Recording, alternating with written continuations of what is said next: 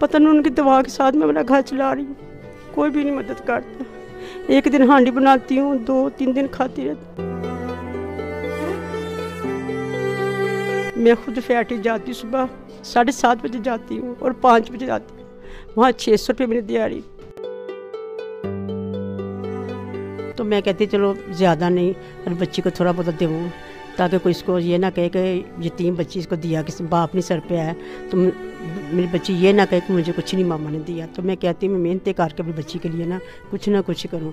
अगर कोई भी मदद करना चाहे तो बच्ची यतीम बच्ची को दे सकता है। अस्सलाम वालेकुम, आप पॉजिटिव पाकिस्तान देख रहे हैं। मुझे रिहान यूसुफ कहते हैं। तमाम तारीफ़ों ज़ात पाक के लिए जो हमारी शारक से भी करीब है और हमारी हर आने जाने वाली सांस के बीच में होने वाली मामूली सी जुम्बिश को भी बाखूबी जानता है।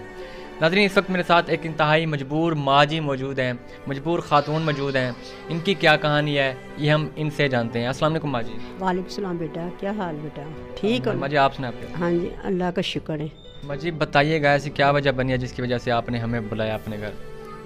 वजह ये है बेटा कि मेरी ना 14 साल हुई शादी को, अब 2.5 साल हुए शोहर फौत हो चुका है मेरा। तो मैं खुद मेहनत करती हूँ, फैक्ट्री जाती हूँ खुद। 2 मेरी बेटियाँ हैं, एक बेटी मेरी शादी हो चुकी है, अब दूसरी है, उसको मैं पढ़ा रही हूँ मेहनत कर करके। शोहर को फौत हुए कितना अर्सा हुआ है? 2.5 साल हो गए उसको। 2.5 साल हुए शोहर को फौत? हाँ जी, 2.5 साल हो गए। उसके बाद आपने खुद मेहनत की, अपनी बच्ची को पाला? हाँ जी, मैंने खुद मेहनत की, किसी ने नहीं साथ दिया। जो मेरे ससुराल वाले उन्होंने नहीं आकर नहीं देखा।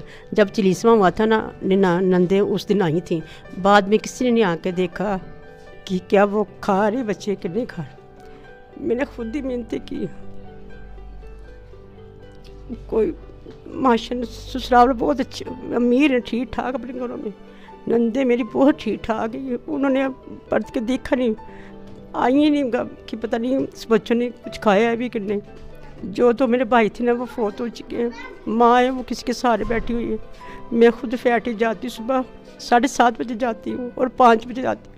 वहाँ 600 रुपये मेरी दिहाड़ी, वो हफ्ते का मैं 35 रुपये कमा लेती हूँ।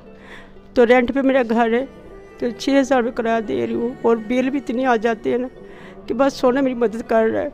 मेरा जब शोहर बीमार था ना, मैंने उसकी बहुत खिदमत की, कहता था तो मेरी बहुत खिदमत करती, अल्लाह तुझे बड़ा देगा। पता नहीं उनकी दवा के साथ मैं अपना घर चला रही हूँ, कोई भी नहीं मदद करता। एक दिन हांडी बनाती हूँ, 2-3 दिन खाती रहती। जो मेरी दोस्त है वो मुझे फ़ोन करेगी कि आगे साले ले जाओ, तो मैं ले आती हूँ। तो ऐसे बस घर चला रही। माजी, शोहर फौत होने के बाद फिर हालात किस तरफ चले गए? बस ऐसे ही मैं खुद जाती थी, मेहनत करती थी तो बच्चों को पालती थी। कोई भी नहीं आया, किसी ने नहीं देखा कि पता नहीं कहाँ से खिलाती कहाँ से नहीं। तो अल्लाह का शुक्र, मैं खुद मेहनतें करती, बच्चों को मैंने पाला है। बच्चों को पालना तो रब की ज़ात पालती है, लेकिन मैंने हिम्मत नहीं हारी। मैंने कभी खुद हिम्मत करके आपने एक बेटी की शादी की, किसी ने हेल्प नहीं की उसने? नहीं, किसी ने नहीं की, बस थोड़ा सा दे दिया था जो मेरे पास से आता, ज़्यादा नहीं मैं दे सकी। अब जो दूसरी की करनी है ना, वो मुझे टेंशन लगी हुई है। ज़ाहिर आज का जहेज़ ना दो तो कहाँ बच्चियों को अगले रखते हैं, पहले अगले पूछ लेते हैं कि आप क्या दोगे। तो इसलिए मैं परेशान हूँ कि बच्ची के लिए। वैसे पता किया है जहेज़ का कितना खर्चा आता है, कितना सामान? आपको पता ही कि फर्नीचर जो है तो खर्चा तो काफ़ी आ जाता है। आपको पता है अब इतनी महंगाई हो गई है। पहले फर्नीचर होता था कि 20, 25, 30 का बन जाता था, अब लाखों की बात है। तो मैं कहती चलो ज़्यादा नहीं, हर बच्ची को थोड़ा बहुत दूँ, ताकि कोई इसको ये ना कहे कि यतीम बच्ची इसको दिया किसी बाप नहीं सर पे है, तो मेरी बच्ची ये ना कहे कि मुझे कुछ नहीं मामा ने दिया। तो मैं कहती हूँ मैं मेहनत करके अपनी बच्ची के लिए ना कुछ करूँ। अगर कोई भी मदद करना चाहे तो बच्ची यतीम बच्ची को दे सकता है, मैं उसको दुआएं दे सकती हूँ। माजी, शोहर फौत हो गया, बेटे नहीं है आपकी, एक बेटी जवान बेटी, फिर दूसरी जवान बेटी, उसकी आपने मेहनत करके शादी की। अब जो आपके घर जवान बेटी बैठी है, फिर उसकी किस तरह शादी आपने करनी है? मतलब मैं यही कहती हूँ कि चलो जितना भी कोई दे सके तो मैं जो मुझे देगा तो मैं कर दूँगी। मेरे पास तो इतना नहीं है कि मैं कर सकूँ, अब मैं ना नहीं कर सकती। बेटी पहले थोड़ा सा दिया था, अब कह रही हूँ कि बेटी को कोई दे तो मैं कर लूँ। बहुत परेशान, रेंट पे रहती हूँ, 8,000 में किराया है और बिल कितने आते हैं, बस ऐसे ही गुजारा करती हूँ। कितना बिल आ जाता है? बिल ये 5-6 हज़ार आता है यार, कि गर्मियों में इतना बिल आया ना, तो मैं बहुत परेशान हो गई थी कि किसी से मांग के ला कर किसी से इकट्ठे करके मैंने वो बिल अदा किए थे। मैंने बहुत परेशान हुई थी यार। तो تو میں اس لیے کہہ رہی ہوں کہ میری بچی کو کوئی دے. مطلب 8,000 گھر کا رینٹ ہے, 5,000 بجلی کا بل آ جاتا ہے, ہاں جی مطلب لوگوں سے آپ مانگ کے گزارا کر رہی ہیں. ہاں جی ایسے مانگ بس گزارا کر لیتی ہوں. تو کیا کرتی پھر. آپ کے پاس یا آپ کی بیٹی کے پاس کوئی ہنر ہے؟ اگر کوئی بھائی کہتا ہے کہ میں کوئی کام کروا کے دینا چاہتا ہوں تو کوئی ہنر ہے آپ کے پاس؟ نہیں, میری بچی کے پاس کوئی ہنر نہیں ہے. تو لیکن میں جیسے میرے پاس یہ ہے کہ میں نا وہ فیکٹری جاتی ہوں, جو پلاسٹک ہوتا ہے نا, جو لین کے وہ ٹوٹے برتن ہوتے ہیں نا, اس کے کلر علیحدہ کرنے ہوتے ہیں, وہ میں ہنر جانتی. تو میں خود جاتی ہوں فیکٹری, تو میں کر کے تو پھر وہ محنت میں خود کرتی ہوں. جو میری بیٹی ہے نا, وہ اس کو نہیں باہر نکالتی, وہ گھر میں ہوتی ہے. وہ میں اسے نا اب نا سلائی میں کہتی سکھا دوں, سلائی سکھا رہی ہوں اسے ساتھ ساتھ. بالکل ناظرین دیکھیں, ایک ماں, مجبور ماں فیکٹری میں جاتی ہے, فیکٹری میں کام کرتی ہے اپنی بچی کا پیٹ پالنے کے لیے, اپنا پیٹ پالنے کے لیے. یہ انتہائی حیرت انگیز بات ہے, دکھ کی بات ہے. ماں جی اگر کوئی دیکھ رہا ہے ہمارے چینل سے, کوئی نیک انسان کہتا ہے کہ میں آپ کے گھر کے سارے اخراجات اٹھاؤں گا, آپ ایسے شخص سے اپنی بیٹی کا نکاح کریں گی؟ ہاں جی, انشاءاللہ کوئی اچھا ملے تو ضرور کروں گی. کوئی اچھا نیک لڑکا ہو, اچھا ہو, جو میری بیٹی کو دکھ نہ دے. کیوں کہ گھر میں بھی بہت لاڈلی تھی. میرے بھائی نے کبھی باہر نہیں سے نکالا.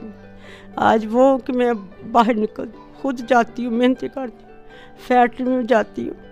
میرے بھائی اتنے سخت سے, تو ہم نے سب نے گھر جانا ہوتا تھا نا, تو امی سے کہہ رہا امی ہمیں سب نے گھر چھوڑا. تو جب میری امی دیکھتی نا مجھ سے تو بڑا روتی, کہتی ہے میری بیٹی رو گئی. تو میری یہ دعا ہے کہ میری بیٹی جو ہے نا, انسان اس کا اچھے نصیب کرے اور وہ دکھ نہ دیکھے جو میں نے دیکھے. پہلے میرا میاں سال پورا بیمار ہے, اور فیکٹری بھی جاتی تھی, اس کا علاج بھی کرواتی تھی, گھر بھی چلاتی تھی. کوئی مدد کے لیے نہیں آتا تھا.